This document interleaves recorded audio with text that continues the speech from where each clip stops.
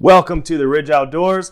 Today we're going to be doing a couple versions of hot chocolate upon request of BC Gerbs. If you're not subscribed to his channel, go over there right now and subscribe to him. Also, I have linked at the end of the video, so make sure you watch all the way to the end. It'll just be a quick video.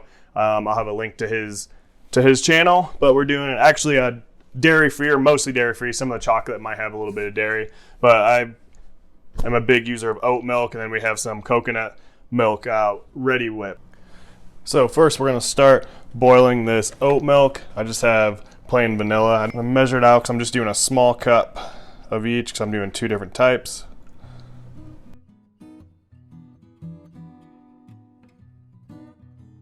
I would love to use this board. I haven't treated it yet, but this was a gift from my sister for Christmas. Has the Ridge Outdoors on it. So this was one of the coolest gifts I've ever got. Definitely not expecting something like that. It's so nice I don't want to use it. But after I treat it with some mineral oil, I probably will. For this small of a cup, I'm only going to use about a third of the chocolate.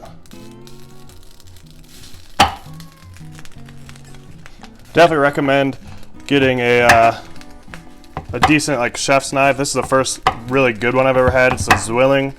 It does need sharpening. I'm going to do a video on that pretty soon.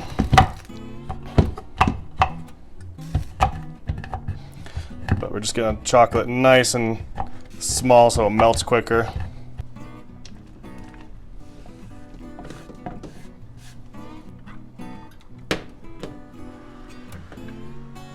All that chocolate is dissolved and it just started to bubble up, so we're just gonna pour it in our cup, let that cool off, and we're gonna make the actual chocolate one as well.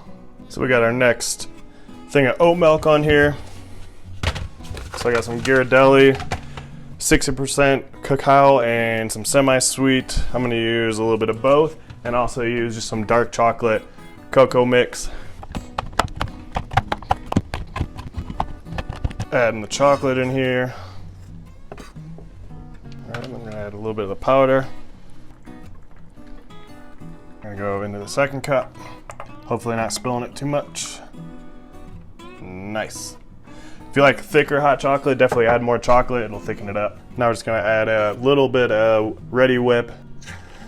Just a little bit on each one, not too much. A little visitor watcher in here.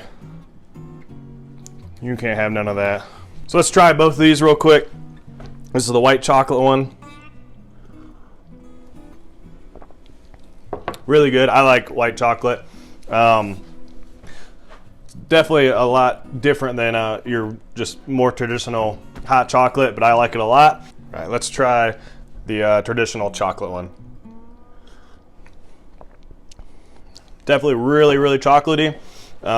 You could have put even more in there, probably more of the semi-sweet to thicken it up a little bit.